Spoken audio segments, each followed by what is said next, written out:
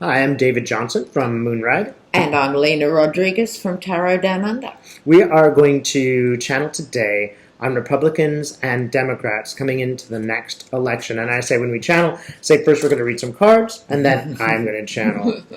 Right, so let's get straight into it. All right. So, the Grand Old Party, they need a new name. Hello. Yeah. Oh. Yeah, who said it's grand today? Yeah, really. Come on. Really. Unless you're talking about money. They should be talking about the corrupt hypocrite party. Yes, right. The party of the past. The party of the past. There's a certain alliteration to that. It certainly I like is that. good. Yeah, these 19th century evangelicals. Right. Party of the past. Loving it. Okay, so this is the GOP. What are the issues that they're going to have to really confront as they go towards these midterms? And look, there must be some sleepless nights going on. Some what? Sleepless nights? Sleepless nights. Okay, I thought it was another Australian No, idiom. no, straightforward sleepless nights. Sleepless nights. Of people who would have thought they were a shoo-in, Republicans in red states who are now going gulp. Yeah, what happened? It's what a difference a trial can make. Look, totally. Or a funeral. More trials. Right. Here we go. Now, Dave's going to move the screen down here. Okay, hopefully you won't get seasick. Yeah, we'll just sort those out. Okay, they get the judgment too. They get Okay, so what they've got is the card of juggling and manipulation. So, what are they juggling? Well, that would be everything, really. They're juggling their prestige with the risk of losing the prestige. They've juggled away their role as being responsible with money because you can't have tax cuts and run up $1 trillion in debt and say we're the responsible ones. So they're really struggling with their identity. And it's funny, I just saw today Paul Ryan's down on identity politics, and they're the ones with the identity crisis. Right. Okay, so they don't know who they are, and they've got to pull in the mad old Tea Party faction, the mad evangelists, the repressed and closeted, Christians across the board. They've got all their corrupt endeavours for the last generation being examined. So a little bit of juggling going on. It really is an identity crisis. It's an identity crisis. Yeah. I think it's them that have that issue. So the Queen of Pentacles, which is about money.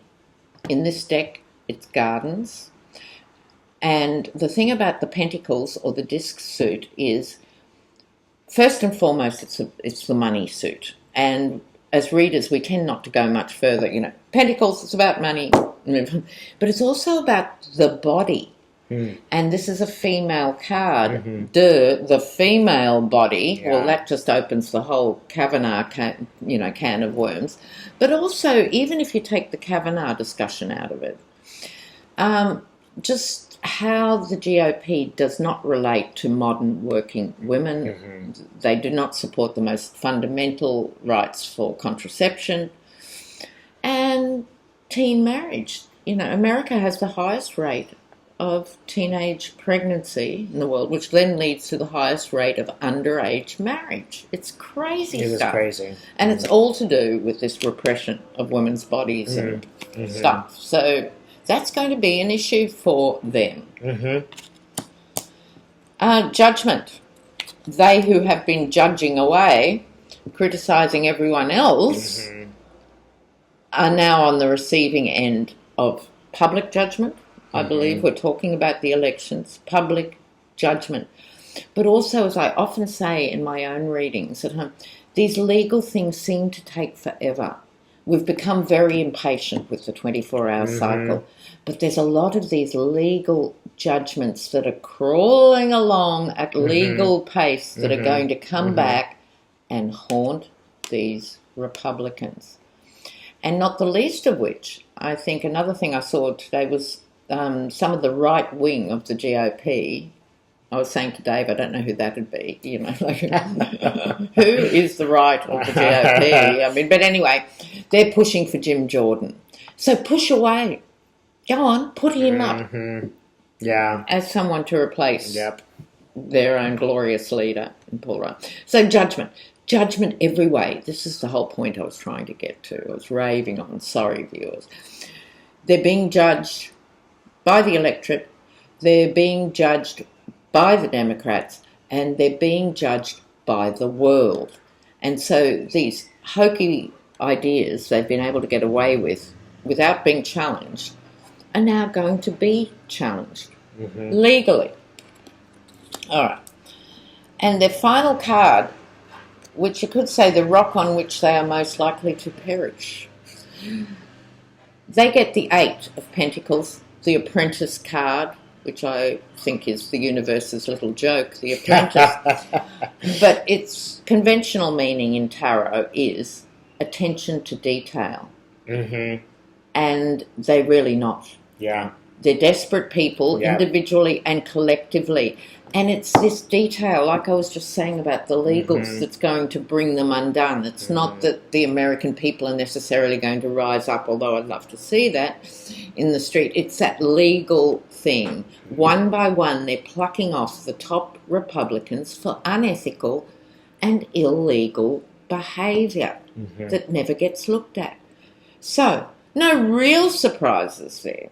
No. Viewers, but the key issues are going to be women and health and their deviousness. Having to lie their way out of this is not going to be possible. I think they've been able to just tough it out before, but I'm seeing judgment here. Something changed. Something has feel like moved something has permanently. moved. Something has changed.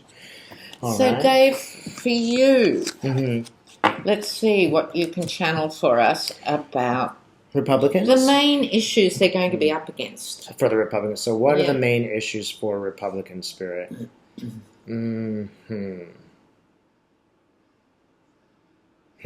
Okay, so let me tell you. I see two people with swords fighting each other and having quite a battle. Yeah, it's like fencing, when you're doing fencing practice. You know what? I'm starting to get the real issue is inside fighting. Okay, these fencers are on the same team, but they're fighting each other. So I think one issue that's going to come up is the start of infighting. And I'm guess are people going to start abandoning Trump on the Republican Party? Are they going to start giving him up? Actually, I'm kind of getting a no to a large degree. Let me ask one more time. Spirit, are they going to give Trump up? No, they're not going to give Trump up, which is actually probably a mistake. I'm getting that they're sticking to their old playbook that they had before, Donald Trump. They're trying to stick with the old, the whole old network of the people that they relied on Trump's base. And that actually that's not working as well. So they're a little bit at war with themselves. The more they support Trump, the more problematic their support of Trump becomes, because this nation is starting to turn against him, and they're aligned with him. So what other issues, Spirit, will the Republicans come up against in this election?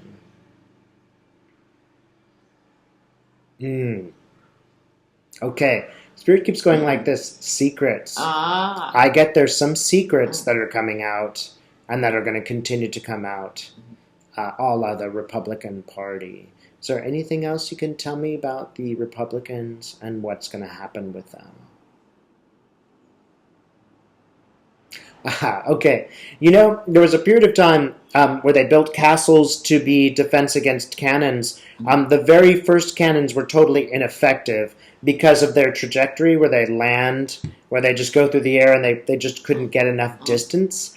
That is exactly what I'm seeing. It's just the Republicans are shooting these salvos, but they're not strong enough to hit any of the targets. Everything, if you think about the Republican Party and everything they argued, there's nothing new that they're going to argue right now. They've already gone through Hillary's emails and all these same tropes that they've done again and again, but there's nothing really new. So all of these are falling really short. And as I'm seeing these guys, these Republicans, they're looking really dour and very disappointed. I'm going to ask, like, is there any success for Republicans? And I'm getting like maybe just a little bit, but not much success. I'm getting the number like 70%, more than 70% failure for the Republicans, a higher number than 70, maybe 70, 75. Yeah, that's my instant read on this right now. Oh, right, thanks. And I think that is the problem. I think you've nailed it. It's the infighting. When things are good, people are generous with each other and they overlook all sorts of tensions and different things. But now they're starting to turn on each other. I think you're absolutely right. I wonder if they'll turn on each other all like Kavanaugh. I'm wondering, will that stop the nomination somehow? It's funny, isn't it? We have had conversations about this. Many conversations, yeah. How all the readers independently... Everyone. Just said, I don't know why. You can't see Kavanaugh winning. Or staying. Staying. If he does win... It might be that he wins, but he's not there for long because they get rid of him. But every single reader we know and every single person we're looking at is saying the same thing. And we keep thinking, as a rational person, this is impossible. Of course he's going to win. All the Republicans are... But everyone sees the same thing. Now, it might be that he gets in, but he doesn't last long. Yeah. That could be possible. But, yeah, because Cory Booker is exposing these email trails that demonstrate perjury charges. So it might not be enough to stop it, but it could be enough to erode him staying on that bench. It'd be interesting to see. Very interesting. So Kavanaugh's proved to be quite meaty in the sense we always knew it would be a complex appointment, but no one doubted that he wouldn't get just waved in by the Republicans. This is what they took Trump on board for. How hard is it to get your neurotic and repressed judge up there? You know? And it's been a struggle. It's been a struggle. We're surprised. Again, all of the readers that I know and I watch and I take a look at, every single one is seeing the same thing. And my rational mind wants to say this is crazy, but so far Spirit's always been correct. So I'm just reporting what I'm getting here, whether it's incomprehensible or not. Yeah. Okay, so now we're going to look at the Dems between now and the midterms, and what are the issues they're facing. So what's going on for the Dems here? Let's see. Tell me about the Dems. Okay, there, if you could work your magic. Sure. There we are. There we go. That's very true. Yeah. Things are not straightforward for the Dems. They get there in the end. Okay, so what's essentially happening here is we've got the Stranger of Winds. It's a very interesting card. So my intuitive feel on this little mini reading is the Dems are in new territory themselves. Right? They've been on the outer for a long time now. They're looking at... The pressure's on them, really. It's their election to lose. And so they're under pressure to perform and pull this off. What I think this Stranger of Winds is referring to is the new young things who are coming through. They're Bernie acolytes, and they're coming through with a socialist agenda. I'm using inverted commas because the whole idea of how the S word is used in America is really quite bizarre compared with the rest of the world, but that's another conversation. So this socialist agenda, meaning that 1% shouldn't own all the wealth, and that in fact, surprise, surprise, it's not a level playing field. So while you've got the homeless rising, you know, in every state in America, you've got middle-class families bringing up their kids in cars, this is beginning to have traction. And I think the stranger element, as in outsider element, for the Dems is they're going to have to come to grips with this. They can't do more of the same that they've been doing in bed with big business and talking the talk, saying all these, pleasant liberal things about what should be happening to be better for education and levelling the playing field, but they haven't delivered on it in a long time. So just to imagine, if there are Democratic politicians watching right now, what would you recommend to them? That they listen. They listen to the young people and they listen to the millennials. And if you can get them on board for the next generation of voters, as opposed to being non-voters. Had Hillary got in, more of the same, business as usual, they probably would have never voted. And these conversations wouldn't be had because you'd be struggling because the Republicans would be doing hideous things to sabotage Hillary, and that would take all the oxygen. One of the blessings of Trump, I sincerely believe, is that it has exposed the swamp, ironically, on both sides of the fence. And I think this is about the new ones questioning the unquestionable, questioning the sacred cows of capitalism. I really think so and hope so. And why I think that too, in terms of this reading, is they get the drowned card, which is the hanged man. Now, the hanged man has several traditional interpretations. One is a sacrificial element, that someone needs to be sacrificed for the greater good. Interesting. We won't name names here. The other is seeing things from another point of view, because the person is hanged upside down as a willing sacrifice.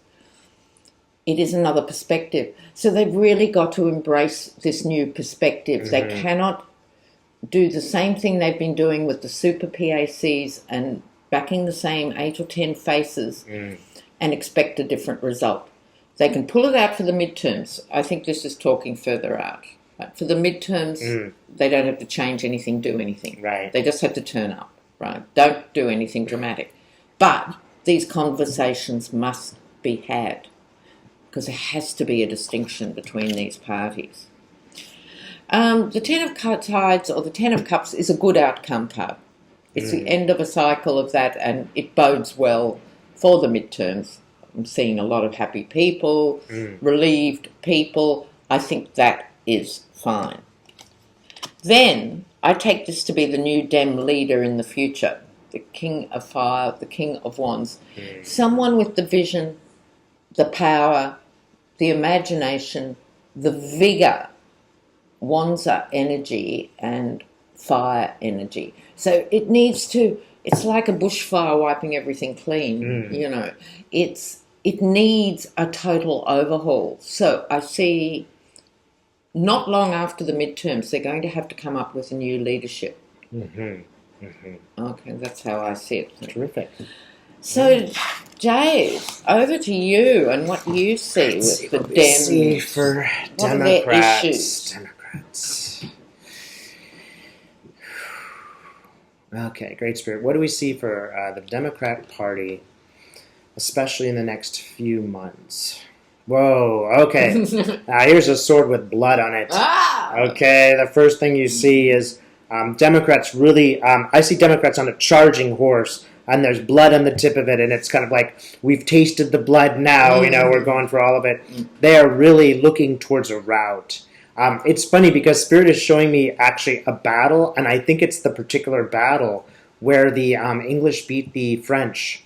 I forget the name of the Agincourt. And I'm seeing the Battle of Agincourt. And Agincourt, the French were totally routed. And they just were not in the right positions. They happened to be in a place where there was too much, mud, and so they couldn't move around in their armor.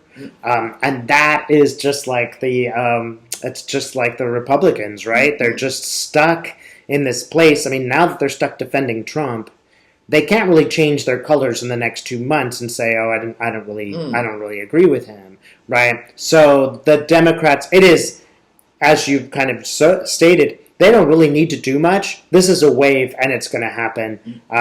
People should, technically people should be supporting Trump because the economy is still good. I'm not giving Trump any credit for that, but generally that's how it works in America. Yeah. And this is a really amazing position where people, I think American people actually have stood up and said, money isn't everything.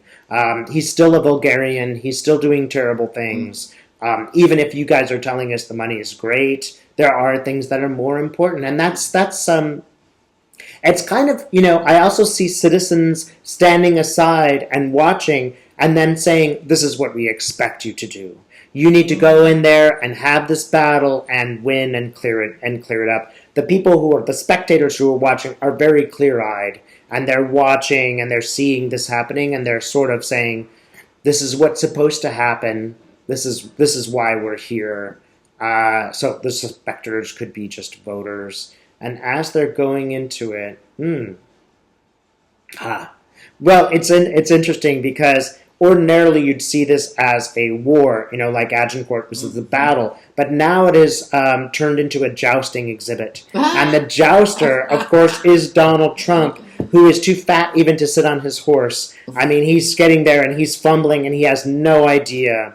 So when we're thinking about the Republican Party has now become synonymous with Donald Trump. Mm-hmm. So they cannot distinguish themselves from him anymore, and that is to their peril. Because here we are with this audience watching this fool try to get on his horse, and the minute he gets on, he can barely walk forward. He's just a complete dunce. And, the audience is watching. I mean, everybody is watching. And I think that everybody will be watching as he performs this. And I'm getting one more thing, and that is the hurricane. The hurricane that's hitting right now. And I'm getting that this is a big problem for Trump. Okay, you could think of this hurricane as a symbolic thing. Which is spiraling and spiraling and spiraling. It's getting worse. A lot of water's going to get dumped on Washington, D.C. I'm kind of hoping they will slow down Kavanaugh's appointment, because there'll be just too much water for people to get to. I don't know how that is. But as I see it, I see Trump and I see hurricane. And he's just sort of being buffeted by the hurricane. He's just sort of spinning around. I think the hurricane actually has arrived in a very timely fashion, which is really good for Democrats. They can just stand there and watch how he handles this, and he's going to blow it. He's just, every step of the way, he's going to blow it. Every time he opens his mouth, he's going to look more foolish. Remember that now he's not talking about some people on a faraway island anymore who aren't necessarily light-skinned. He's talking about people from North Carolina and South, Republicans and Democrats, very much a heartland sort of community. And now he's going to have to respond, practically speaking, and not just hot air. They're going to be experiencing what real trauma is, and what those people in the island that just got hit. I don't know Puerto Rico. They're going to know, not from a distance, but in reality, what it is. So, sorry, is the camera still working? Yeah, it is still working. You just can't see it. Okay, yes. Don't worry. Okay, good. Yeah. But let's just see if we got any more here. There. Okay, he's saying that's about it. Prepare for a Democratic victory. Is it going to be as good as we expect? More or less. Okay, we already got the numbers, which are sort of 75% success. So I'm being told that's accurate. 70-80% success. Wow. Yeah? That is so exciting. Great. And on that note, thanks so much for watching. Cheers. Good. Got to have a little stretch and flex. That sounds good.